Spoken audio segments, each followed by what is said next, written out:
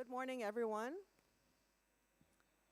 My name is Vicky Denton. I'm the editor-in-chief of FNL Asia Limited. We're one of the organizers of the joint ALIA FNL Asia Lubricant Exhibition, which just opened today, and we're going to start shortly the first presentation. But before we do, I just want to remind everyone that since this is a joint event with ALIA, ALIA has an antitrust statement that we just like to show to people.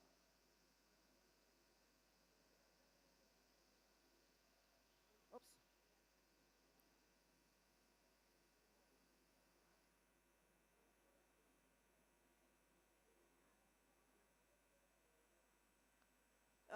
It's a very long list. You don't have to really read it. The bottom line is we can't be talking about pricing. So if during the Q&A, kindly refrain from asking questions relating to pricing.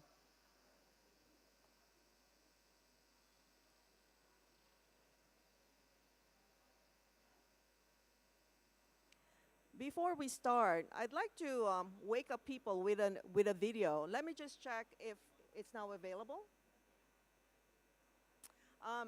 Yeah, so one of the things that FNL Asia does besides organizing exhibitions and our annual meeting called FNL Week, we publish daily on our platform called FNL Daily. And recently, we actually had a sponsored content that featured a video from one of the companies, one of the Korean companies called Kicks. The brand is Kicks, the company is GS Caltex. I just wanted to share this video because for me, what it does is really illustrate how important lubrication is. And this is one of the main reasons why we organized this event. We really wanted to bring this to the general public. We wanted the appreciation of what our role as an industry is in making the world a better place. So maybe we can start the video.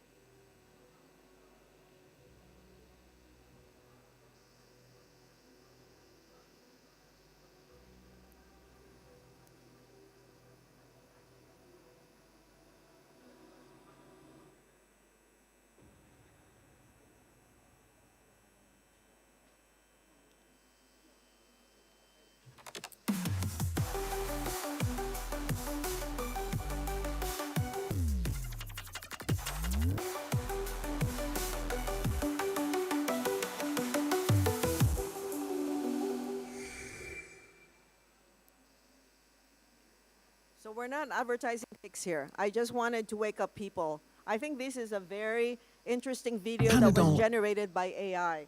So anyway, without much ado, let's go to the program.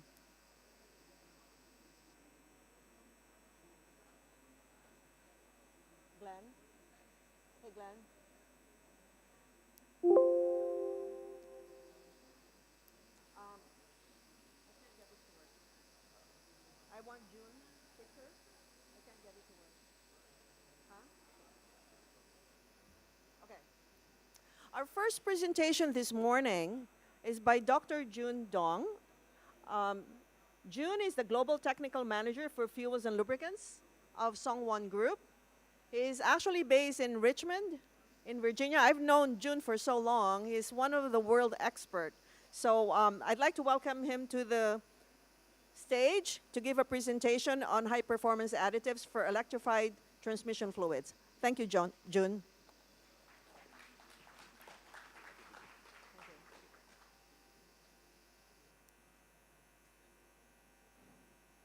All right, thank you, Vicky, for the kind introduction.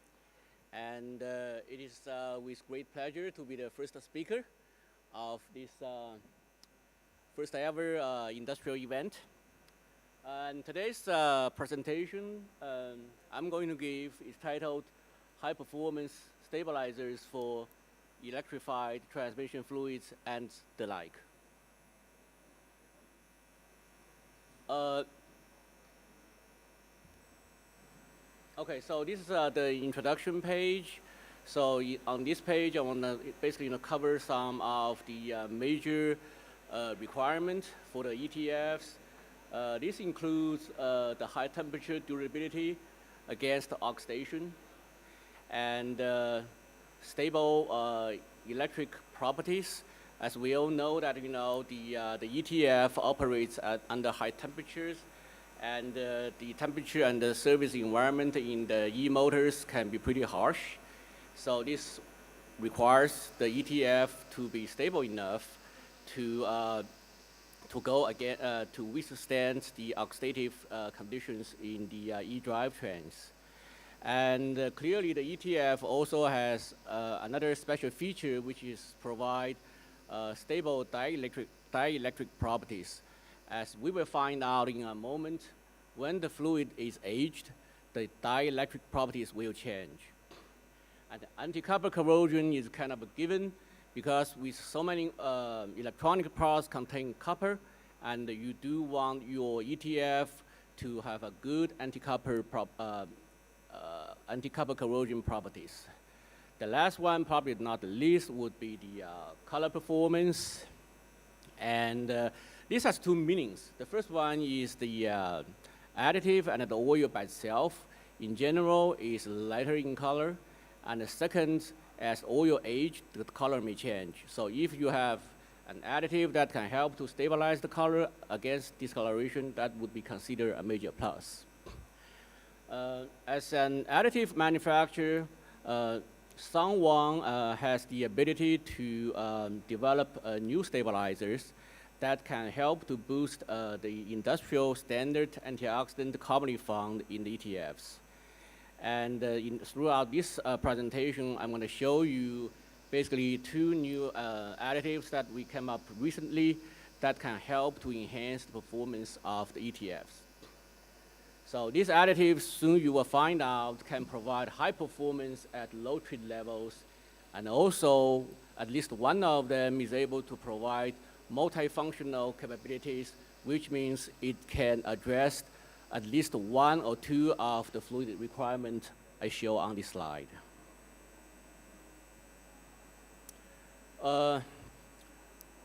Before we get started, I want to just take one slide to talk about Sangwang, in case not many people know about our company. And also, I hope the information on these slides also can help you to understand why we have the ability to come up with new additives to address the fluid requirement. Sangwang was founded in 1965. We are headquartered in Ulsan, South Korea, and we have groups, companies, operating all over the world. We are the second largest producer of polymer stabilizers in the world. And we have 9 manufacturing facilities, with 3 being in Korea, and then the rest being located around the globe, as you can see here. We operate in 58 countries with a worldwide network of sales office, distributors, customer services, logistic hubs, and warehouses. We have a state-of-the-art R&D center located in Main district of Ulsan. And the Sangwang supply a comprehensive antioxidants product to the lubricant industry. This includes the Sonox aminic antioxidants, such as the Sonox L570, L670, and we also supply the phenolic antioxidants, including the popular Sonox L135, and we also supply a range of phosphate antioxidants. So it is with this kind of strength and capability that allows us to advance technologies and come up with new solutions for our customers.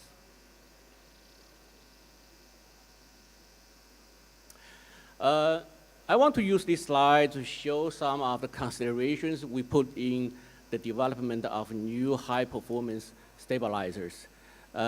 First, probably a very important thing is the physical form. As we all know that, the lube industry likes liquid. So we want our new additives to be liquid and also for easy handling and easy blending. The additives also have light color, which means it won't darken the finished lubricants. In terms of performance, we want these additives to be able to boost industry standard antioxidants that are commonly found in the ETFs and also in other type of lubricants. These additives can work with a wide range of base oils, and then they are able to provide the performance I just mentioned, including the stabilization of the fluid dielectric properties and also improve the copper corrosion performance. We also put in a lot of thoughts in regulatory, as we all know that the additive industry and in the bigger scale, the chemical industry are under continuous regulatory pressure. The additives that has no label issue today does not mean it's going to be label free in the future. With that, we want our additives to provide high performance at a low treat levels. Ideally, the treat level should be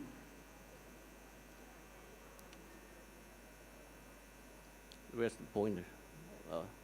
Should be 0.1% or less.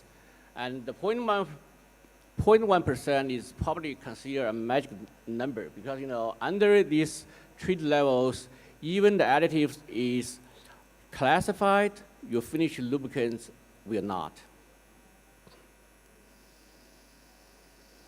Okay, let's talk about the test program we used for testing the first additives. We code the product name SLP028. So for these additives, we basically use two groups of oils. The first one is the commercial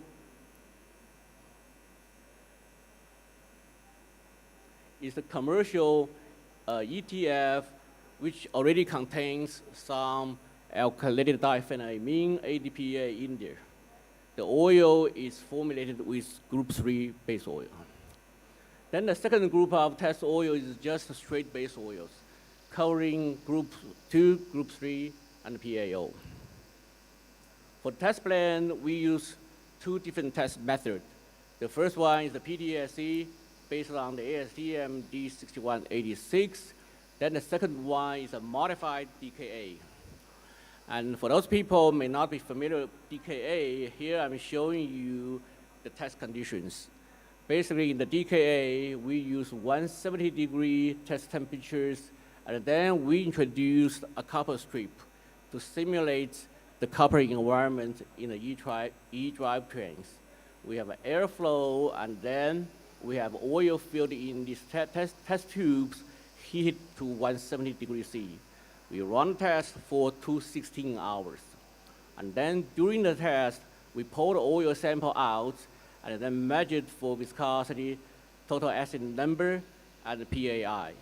PAI stands for peak area increase, which is measured by infrared spectroscopy, and this PAI is associated with the CO double bond. Basically means it is an oxidation product.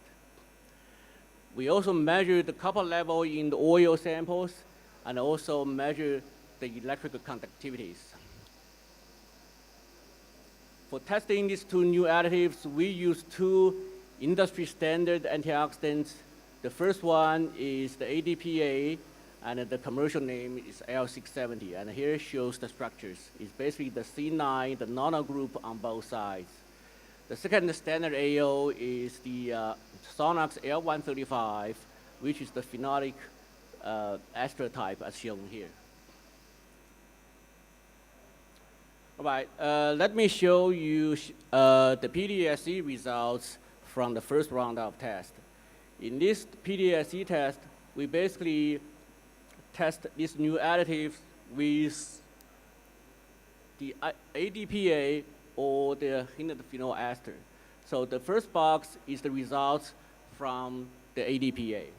So let's look at the first plot first. The first bar is the ADPA 0.5% by itself. And the second one is the new additive at the same levels. When you mix the two additives together, while keep the treat level constant at 0.5%, you can see that the PDSC performance has been increased. This means there's a synergy between the two additives that can further enhance the PDSC performance. And we pretty much see the same results with group 3 and the PAO. In these two types of base oils, the mixture of the L670 with the new additive continue to show a very strong synergy. The second box is the results from testing with the phenol ester, the L135. We basically see the same trend. So the first one is the L135 by itself. Second one is the new additives. When you mix the two together, we start to see very strong synergies.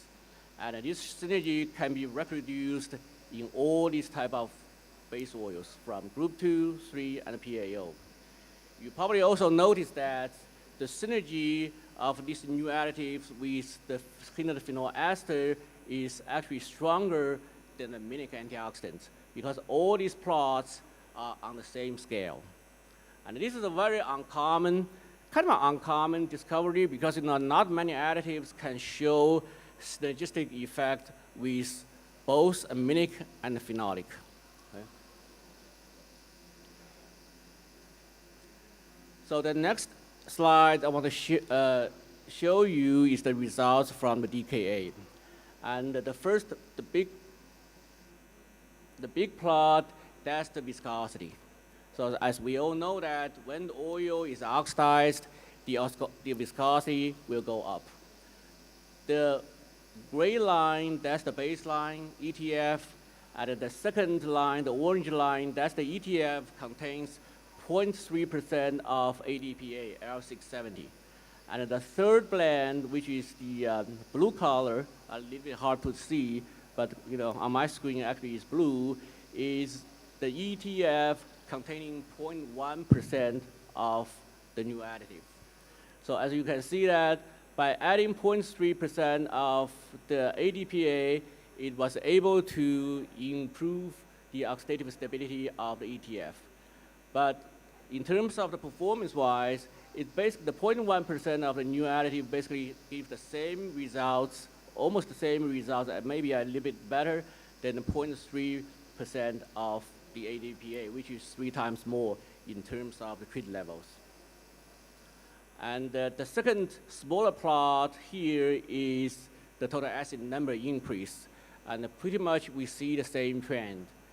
With either of these additives, we see an improvement in the control of acid formation. The third one is the PAI, basically the same as the TAN.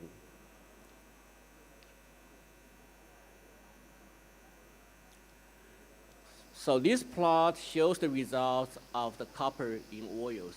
So this is an indication of how good or how effective the additive is in terms of preventing the copper going into the oil. So the lower results means better performance. So again, the gray line, that's the baseline ETF without top treat. So as you can see, as the oxidation goes on, the copper level keep going up throughout the entire test. When you have 0.3% of ADPA in there, while you probably still remember from the previous slides, it was able to improve the oxidation. However, in terms of the copper leaching, it really doesn't do too much. It's basically the same as the baseline. And when you have 0.1% of the new additives, as you can see, the difference is very significant. These new additives at much lower treat levels is able to not only enhance oxidation, also improve the copper corrosion. Next slide is the electrical conductivity measurements on these 3 oils. So the results is getting even more interesting. Let's look at the baseline first.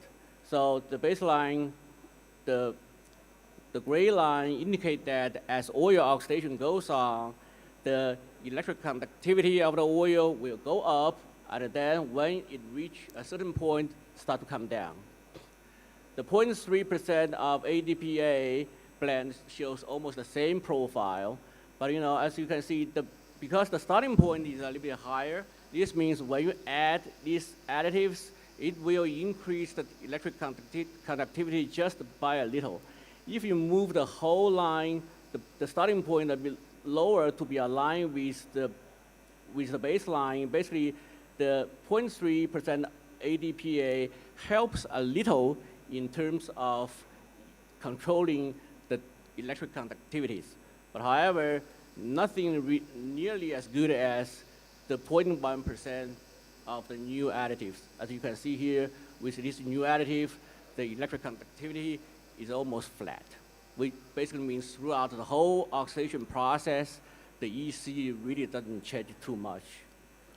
And this result, together with the previous copper corrosion results, suggesting that this new additive has a very good potential for ETFs and also for some other applications, for example, the immersion fluids, which may have a similar requirement in copper corrosion and in EC controls.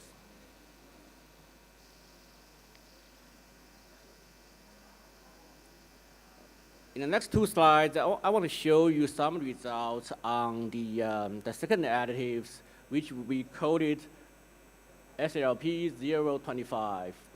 And for these additives, we also did some similar tests, including the copper corrosion and also the DKA oxidations. For copper corrosion, we basically used the ASTM D130 test conditions, but with some modifications. Basically, the temperature is the same, 150 degrees C, but however, instead of using 3 hours, the standard test duration, we ran the test to 22 days. And in this test, we basically used the same ASTM 130 copper strip.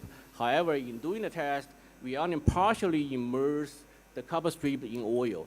This would allow us to observe the corrosion on the oil phase, and also above the oil surface is the vapor phase.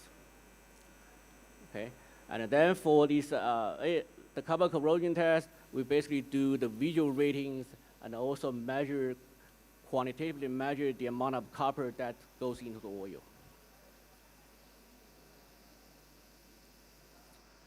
So this is the copper corrosion test result. So the first one is the baseline, the ETF without any top treat.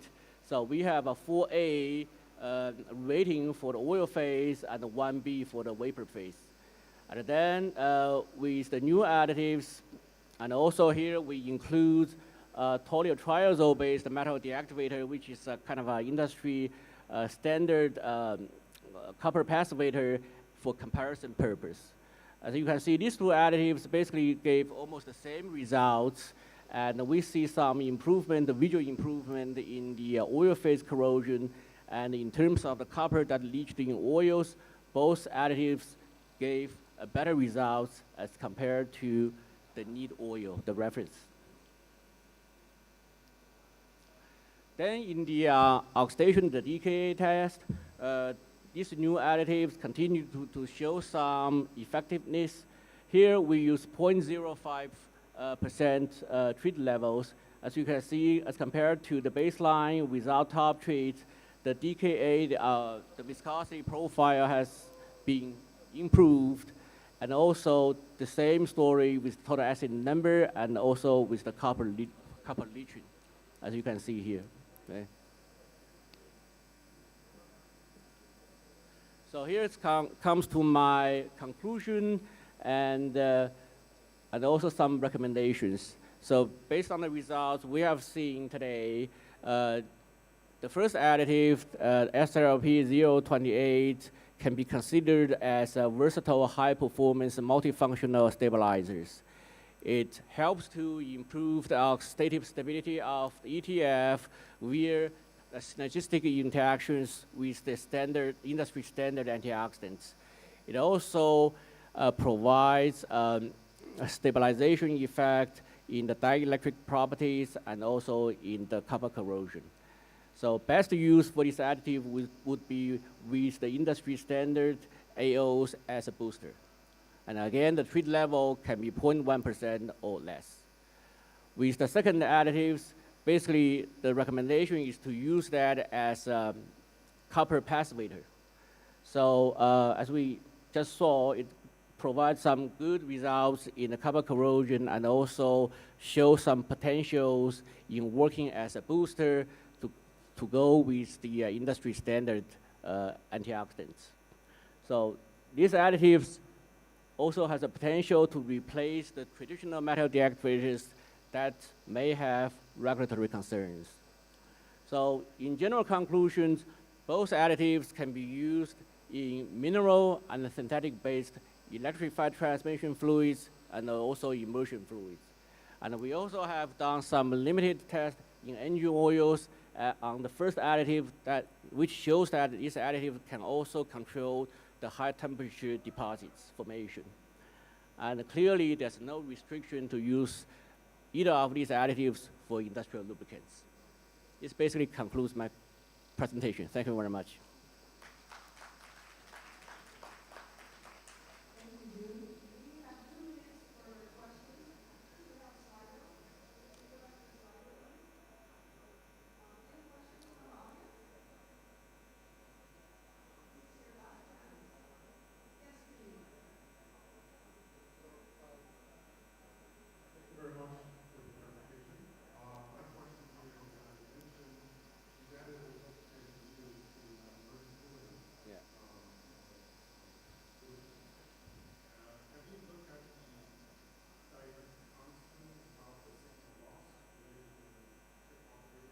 No, we haven't done that far yet, no. Yeah. Okay. Yeah. Thank you.